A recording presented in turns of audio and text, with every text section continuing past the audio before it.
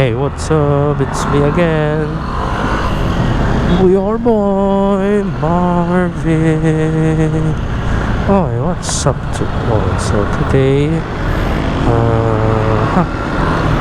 is gamit ko yung aking bago miling lapel. Ewan ko na kung napapansin nyo yung sound quality or pagbabago sa mga previous videos ko kung nanonood kayo or walang pagbabago. Ayan, so itong lapel mic na ito ay napakamura lang. Naghahanap kasi ako ng lapel mic na mura kasi yung Purple Panda kasi na gamit ng mga motovloggers is 3,000 to 4,000, so napakamahal. Siyempre, sino ba naman ako, di ba? Sayang yung pera, tsaka wala akong pambili nun. So yun, so naghanap ako ng murang lapel mic. Kakahanap ko sa Facebook tsaka sa YouTube. Ay may nakita akong isang motovlogger. So ang content niya ay pagmumoto tapos pagka-camping. Yan. So nakita ko yung video niya tsaka yung sounds niya. Ang ganda ng sounds niya. Then sa mga video niya kasi naka-breakdown yung mga ginagamit niya sa pagmo-motovlog, which is yung camera niya, post niya rin yung motor niya, gears niya sa motor, jacket, pants, shoes. Wow. Andun lahat ng details, pati software or application sa pag-edit niya nandun na. So yun, so nakita ko yung lapel mic niya. Ayan, naka kasi siya, naka GoPro Hero 8 siya, tas media mode. Tas yun, media mode, then lapel. Napakaganda nung sound quality no? Pag-open ko nung Shopee link is yung pinagbilhan niya pala nung lapel mic yung pinagbilang ko ng GoPro Hero 9. And so China based shop kasi yun. Ito kasing GoPro Hero 9 ko is second hand ko lang nabili sa Shopee. Shop sila na bibenta ng mga used GoPro pero sobrang ganda ng quality. Itong sa akin parang brand new, walang gas, walang dents, walang basag, walang any issues. Yun, sobrang ganda. Tapos yun, nakita ko na yun yung lapel mic nila. Kaya lang mura 135 lang.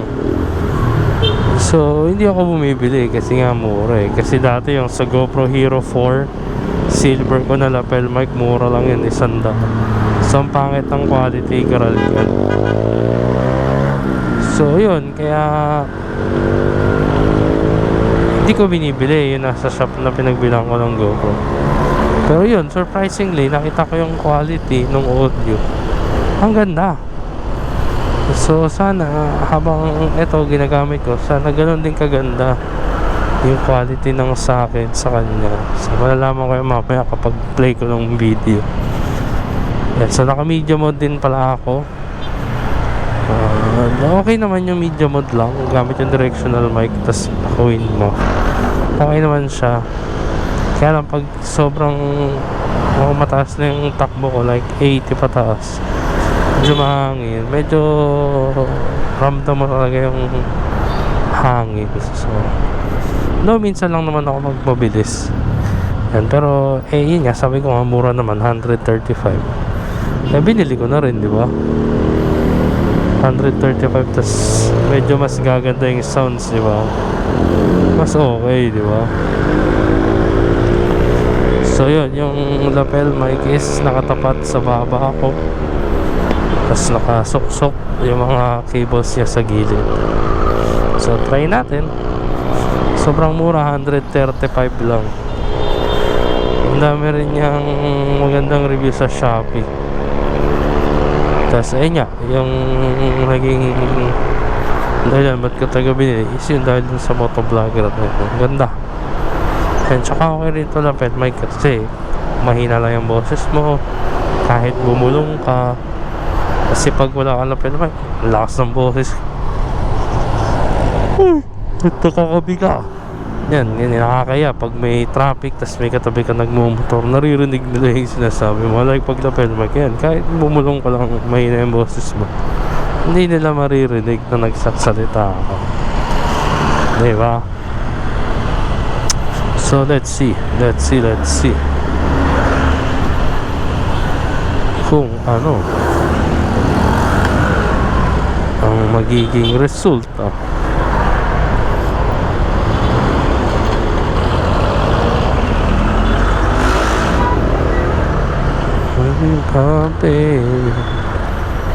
Ito naman talaga ang pangarap kong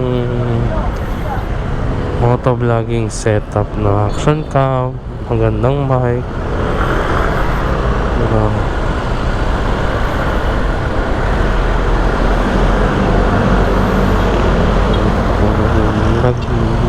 Nagganito ako yung camera for security purpose din and for safety purpose din. Mahalaga yan kasi kunyari may na-disgrasya o mali-disgrasya, at least may video ka, diba?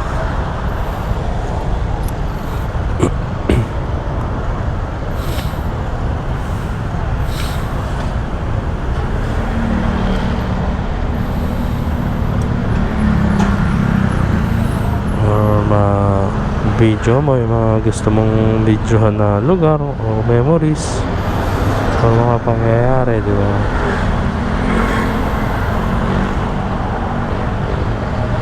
Just okay na rin.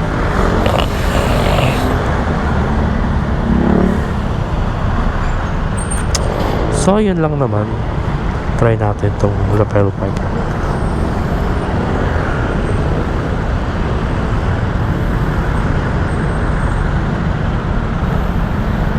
Sana maganda, sana okay.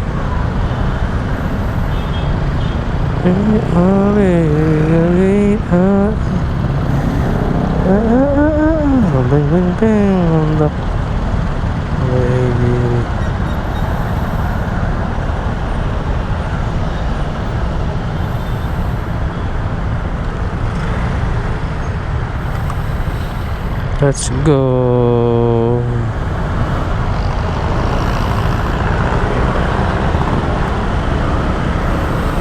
Today is Monday pala.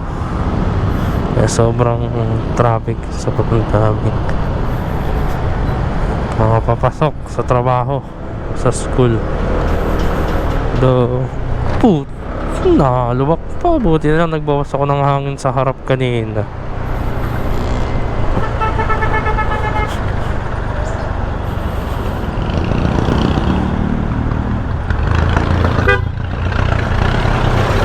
Ay! Ay ako, tangina mo.